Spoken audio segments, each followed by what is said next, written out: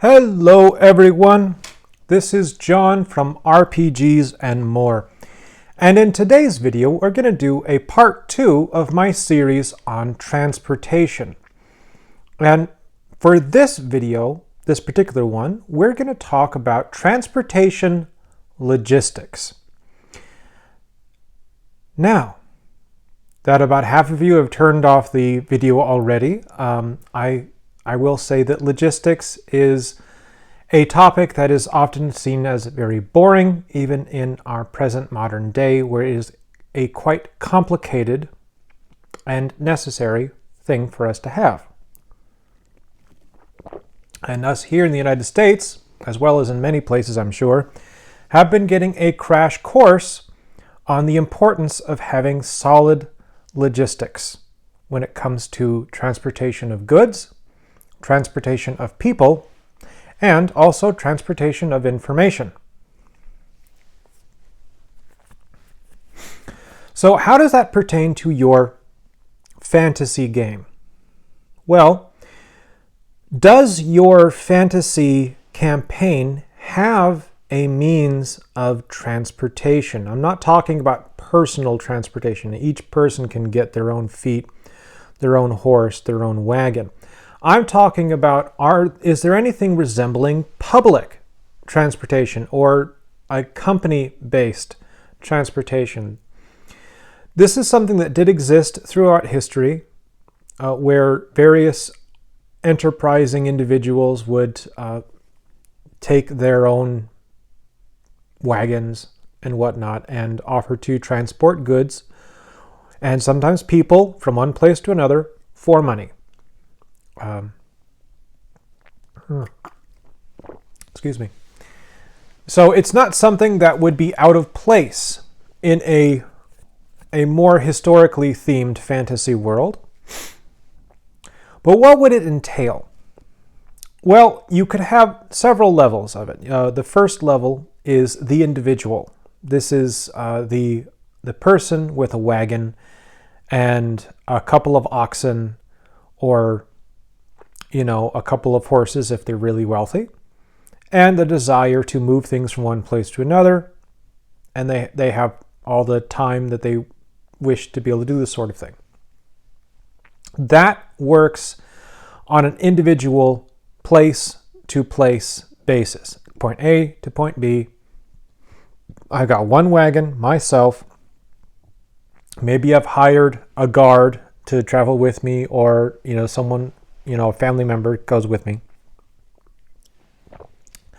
And you can take one wagon load of stuff. Now, maybe this person decides after some time of doing this, you know what, this isn't safe. I need to step it up. I need to join a caravan company.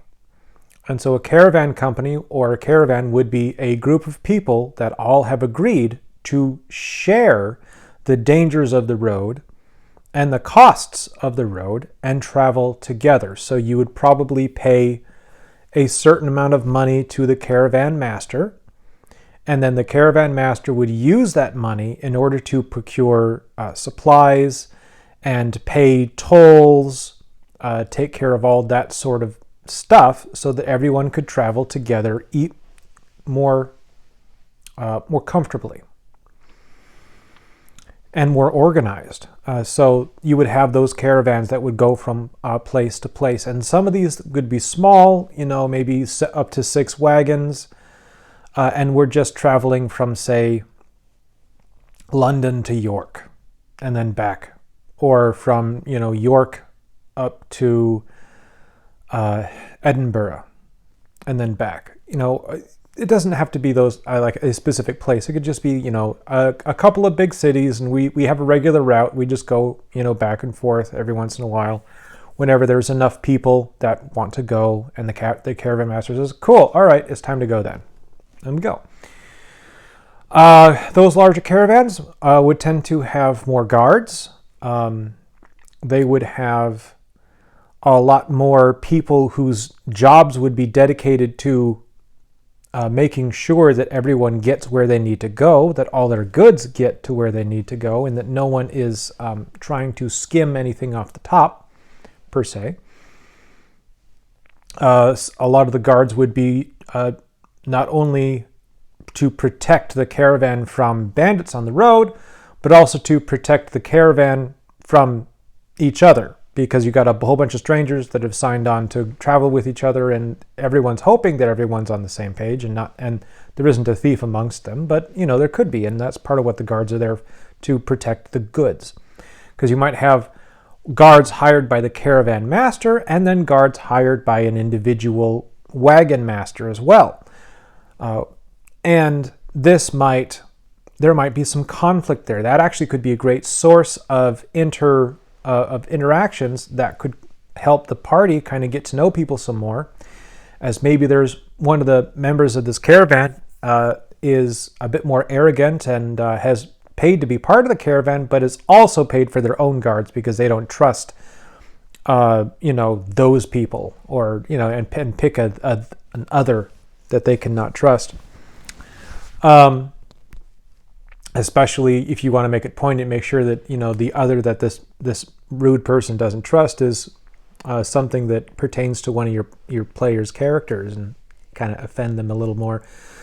And with the idea being that you want to set them up as someone who is going to really actually kind of seek out and or react strongly to this arrogant jerk, who's then trying to lord it over the caravan and maybe even tell the caravan master what to do because they think they can throw it on money, and they're just, they're there to exert power.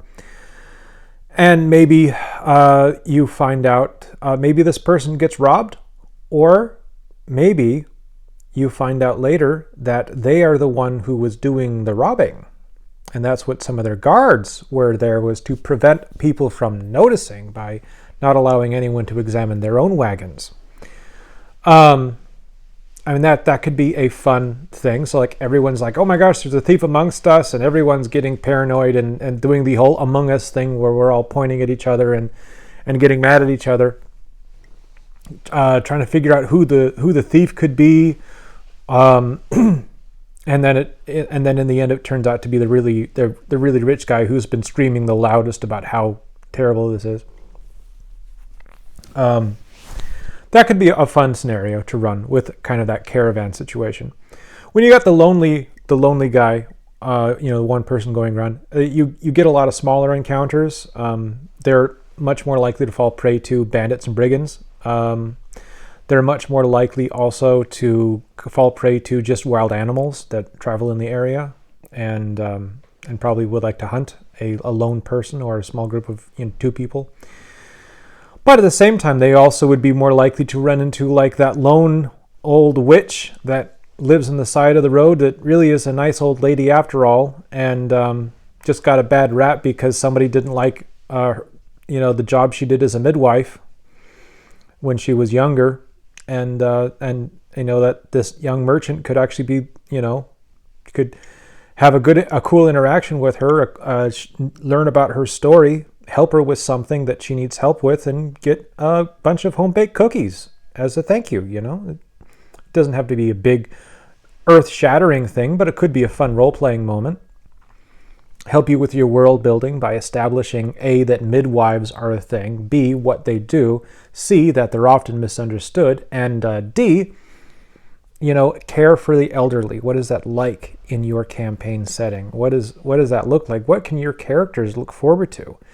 Should they live to a ripe old age? How would they be treated by their society? And that's something that can come through that one. But we're getting off topic. So logistics. So those are the first 2 stages of logistics. You got the lone person. They're really just worried about themselves. They purchase their own goods. They travel. They take their goods to a location, and then they arrange for the delivery of the goods. Giving it to the people that are going to either were contracted to have the goods, or they're actively selling the goods themselves. You get the caravan. You've got a bunch of individuals kind of traveling along in the same direction together, loosely organized, and that's a cool part of logistics. But then you also can, if you want, you can get super organized though, and you could say that there are actual corporations or companies within your campaign world that specialize in goods and people transportation. Their job is to move persons from one place to another. And so over land, what that would look like, well, you can pattern it off of the stagecoaches of the American West. You can pattern it off of, again, kind of like caravans in a sense, but this time caravans for people. That would be kind of a cool idea. The other thing you can do is you can take a page from modern day people transportation and translate it into the fantasy world.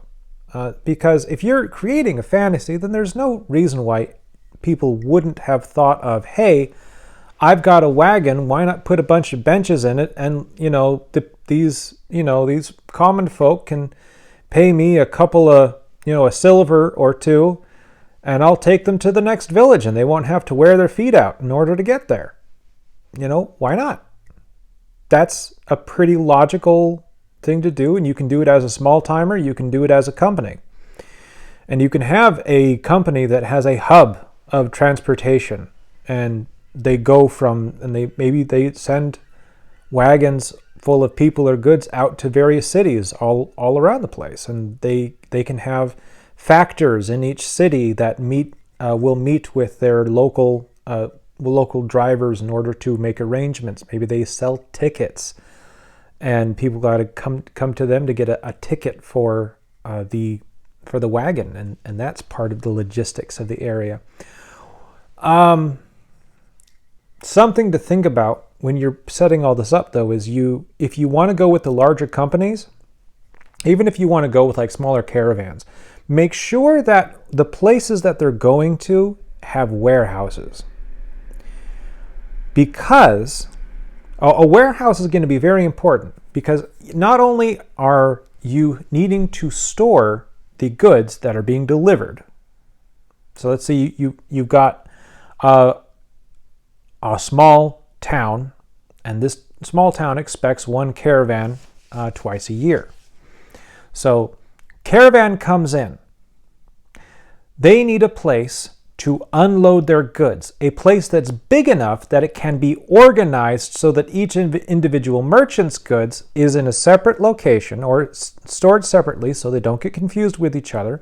They're probably going to need writing and numbers in order to label them, and or some kind of burn some sort of mark into the side of each crate or barrel to, these are my goods, and kind of like how people used to mark cattle with cattle prods. You would burn your mark into the side of your crates, and your space would have to be big enough to accommodate that. It would also have to be big enough to accommodate all the goods that have been brought in from the surrounding farms, or if you've got industry in your area, the local blacksmith who just spends all his time making barrels full of nails in order to sell at market, and because he knows those are highly valued things, which they were in medieval ages. Nails were important, nails were not easy to make back then. That's a different. I'll get into that in a different video. Anyway, the point is, so you need space not only for the goods being delivered, but for the goods that are being gathered in order to be then sold or transferred to the caravan to be taken to the next place. So really, whatever size space you think they're going to need in order to store the stuff that's coming off the wagons, double it. Double it, because that's how much space you're going to need. And you might have one warehouse that's owned by one guy in your village or your town. You might have competing warehouses. And how are they going to compete? Well, they're going to compete with security. They're going to compete with placement, making sure that are their doors large enough to accommodate the wagons? Can they bring the wagons all the way into the warehouse so the wagons can be unloaded in the shade or in the warmth and away from the cold or the rain or whatever it is? Are they secure? Are they secure from magic? All of these things would have to be thought of by these companies, because if you've if you have enough money and you live in a magical world, then it stands to reason that you would want to establish some way to protect goods and shipping from magical theft. So how would you do that? Well, that's a good question, and honestly, I don't know. I don't want to make this Dungeons and Dragons specific. So let's just say that you know your system, whatever system you're using. Think about what could be used. Is there a glyph that can be put on walls that will alert the staff if someone who isn't authorized passes by it? Maybe there's something you can use for that. Are there magical beasts that you can, kind of assign to protect your warehouse and give them? Are they intelligent enough to be given an itinerary, or to be given an inventory? And a list of people who are allowed, and they're just a constant guardian. Well, okay, that's one thing to do. Maybe it's the undead. Maybe your fantasy world believes that the dead are just people that need to be recycled, and so they have no problems with creating skeletons of the deceased in order to have them perform labor. Why not? And I mean, in our view, in this modern world view, that would be hideous and disgusting. And why would we ever even think about that? But your world is different. And maybe in your world, it is believed that even after life, people still want to be useful. And that this is a way of providing that ability for the person to remain useful to the community. A way for the community to stay connected with their ancestors in a very quite literal sense. But anyway, these are all ideas of ways you can make it a little more fantasy-like, but the idea being right now, you need a place to store the goods. And this is going to be true with people as well, because people will need a place to gather.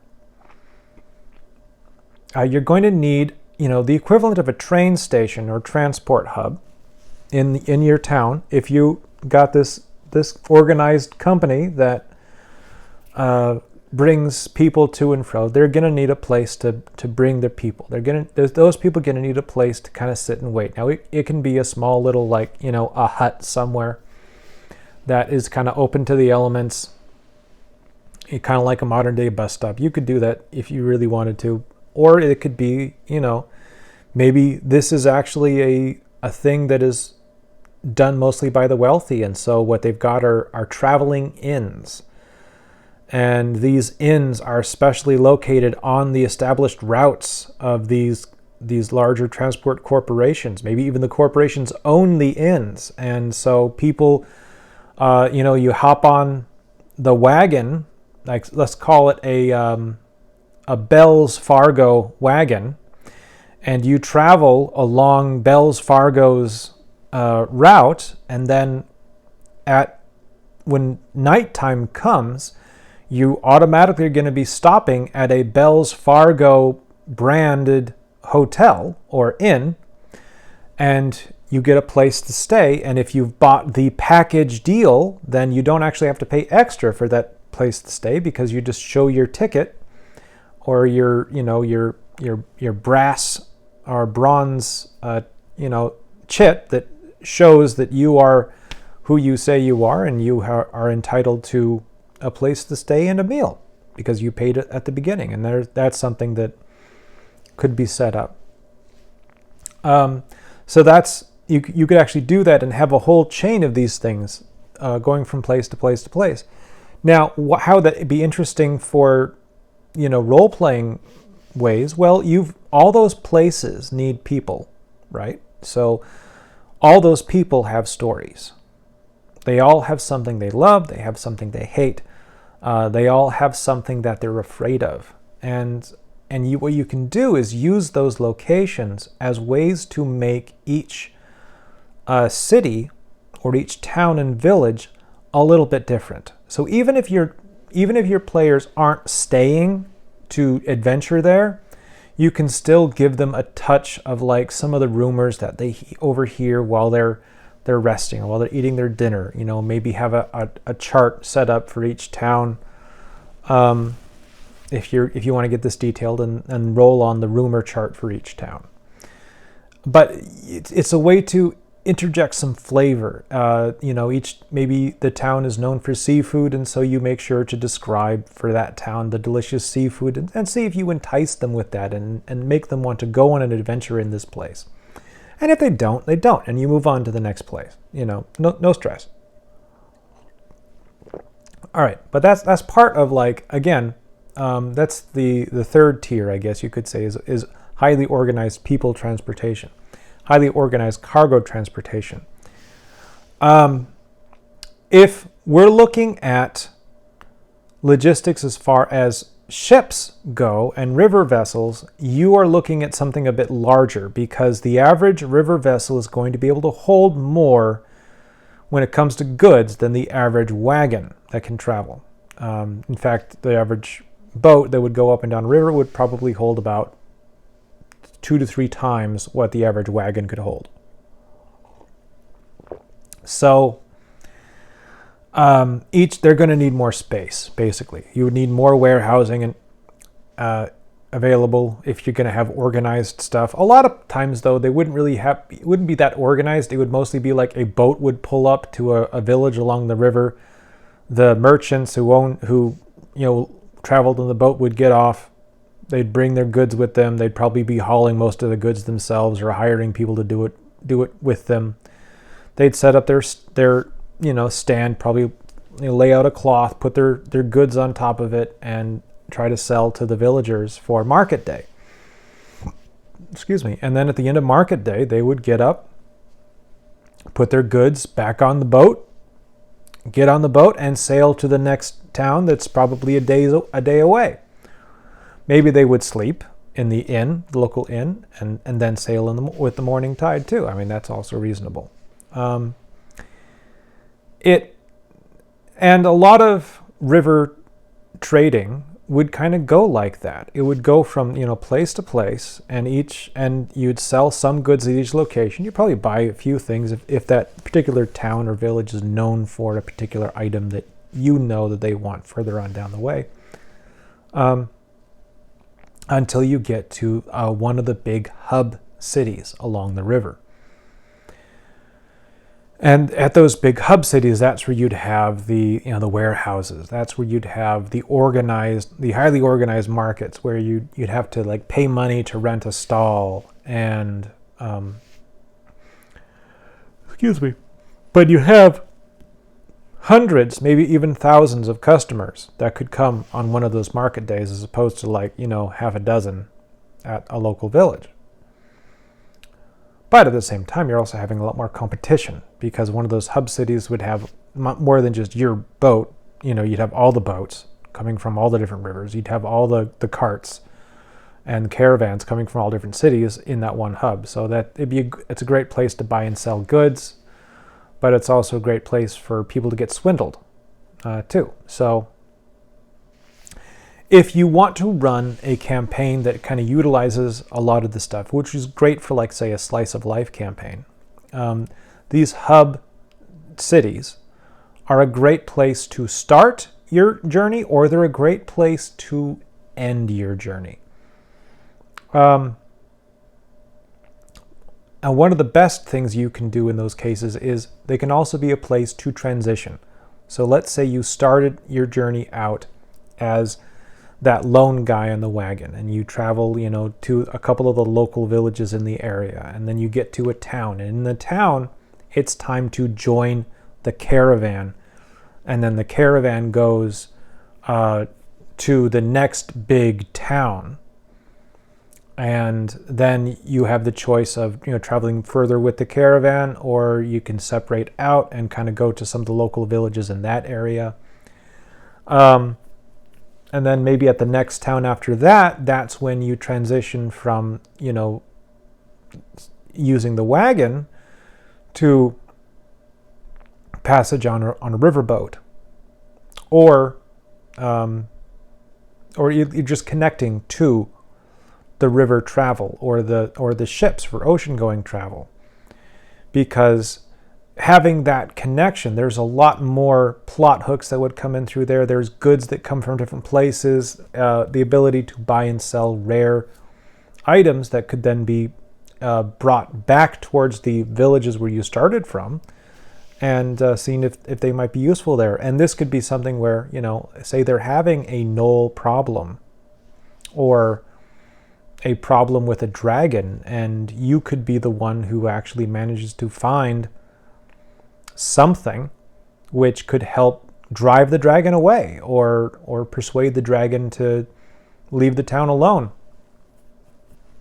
Pay the dragon off. Maybe the dragon wants something in particular, and your adventurers, they're not knights, they're not great warriors, but they can find stuff. And then they find this thing at this hub city, and then they have to travel back to the village in order to give the item to the dragon so the dragon stops harassing people. And if you want to make it lighthearted and fun, maybe it's just a special kind of tea and the dragon's lazy and doesn't want to fly all the way there. It doesn't have to be earth-shattering. Airships. If we're really throwing up the fantasy here, but there's a lot of fantasy worlds have air travel. And air travel is something that's really kind of cool in a fantasy world, because it gets a lot into the logistics of how do you make that work. Because now we're talking fuel. Now we're talking wind power. Now we're talking buoyancy in the air. How do you generate lift? How do you maintain lift? Is it just a magical crystal that keeps it always aloft, or does it have to be fed with something? And what is that something? Is it magical artifacts or magical items that have to be fed into it? And so you're constantly on the lookout for more magical items that can then become fuel. Is there then conflict with the owners of those magical items that maybe don't want to have their magic items slowly depleted in someone else's engine? Is it coal-fired? Is it a steam-powered airship that's just magically held aloft by a crystal, but the steam is needed to provide the forward thrust? Okay, that could be cool.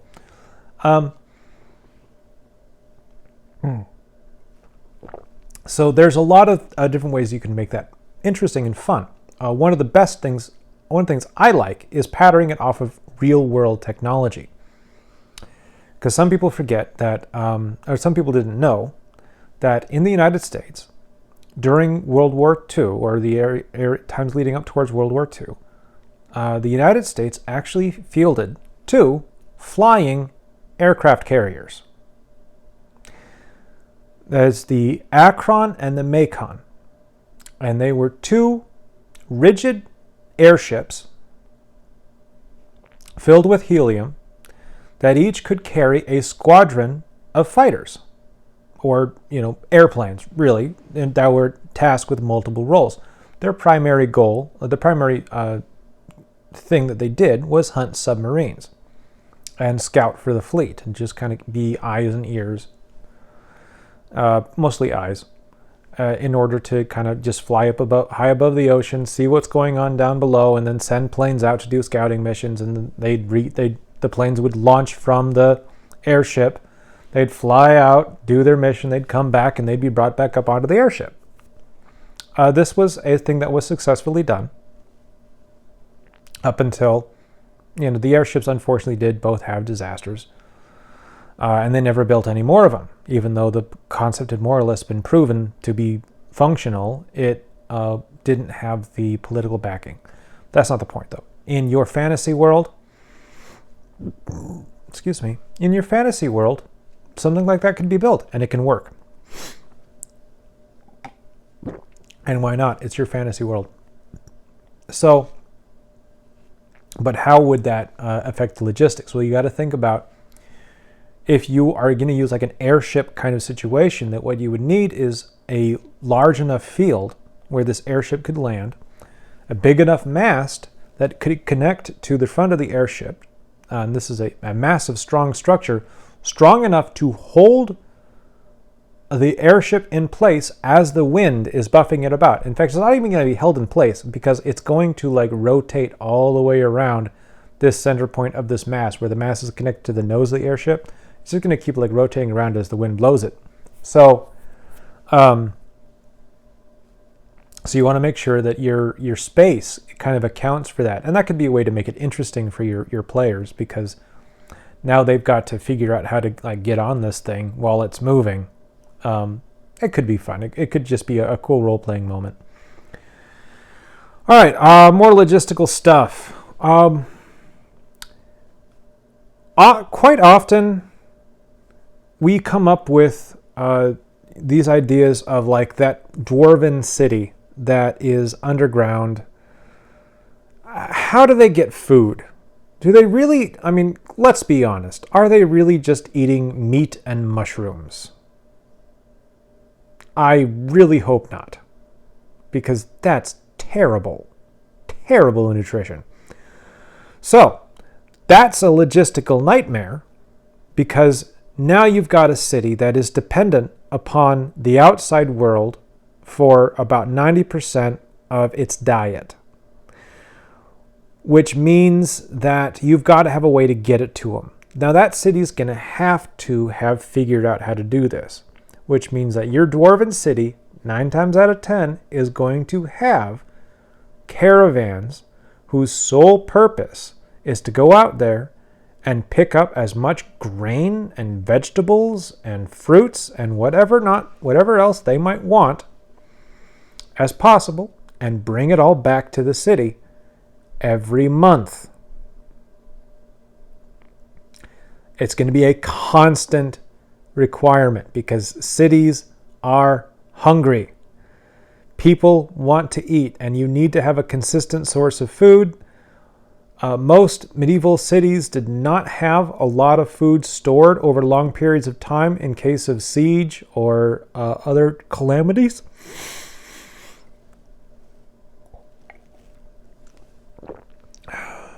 And so you're not going to... And a lot of that was because they didn't have the ability to store food long periods of time due to lack of refrigeration. But with in your fantasy world, you can cross those hurdles. You can kind of fix those things as you go, which is fine because you've got magic. But you're still going to need to make sure that your city is capable of getting all the things that it needs. And that's going to be touched on by logistics. Let's say you've got a city that's on the top of a mountain. Well, how does it get food?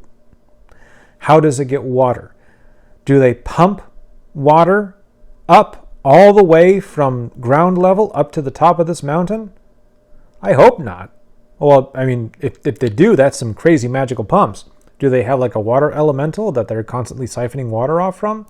That presents other problematic possibilities, but it certainly could be something that happens. Is there a decanter of endless water that runs in the middle of this place and just everyone kind of rations themselves? How does it work? What does your city do to provide for the basic needs of its citizens? And that's logistics. Because without those questions answered, without the where does the food come from? How does it get to the city? How does it get to the people? If we can't answer those questions, if we can't answer them, then the city doesn't make sense. And when it doesn't make sense, you've lost verisimilitude. All right. So anyway, just some thoughts on logistics, different style of travel, and how that stuff can work, how we can get goods from one place to another. Didn't even touch on the idea of how we can get stuff burrowing through the earth. Certainly a possibility. You've got some fantastical creatures. Use them. You know, if your setting is lots of purple worms, maybe someone figured out a way to kind of stick saddlebags on a purple worm and have the worm take goods from one place to another. I don't know. Have fun with it. Enjoy it. a domesticated purple worm would be pretty hilarious. Just give a little thought to where this stuff comes from and where it goes to. And I think your world will improve a bit more. But so will your enjoyment of it as you start really thinking about what not every quest has to be an earth-shattering event. Excuse me. And when we look into these little things, it's easier to find those small molehills that we can turn into mountains of adventure for our players, while at the same time just having a little fun. All right, anyway, I have rambled on enough. I am tired. I hope you all have a wonderful day. Thank you for sticking with me as long as you have. And I hope you all sleep very well. Peace be with you. Bye-bye.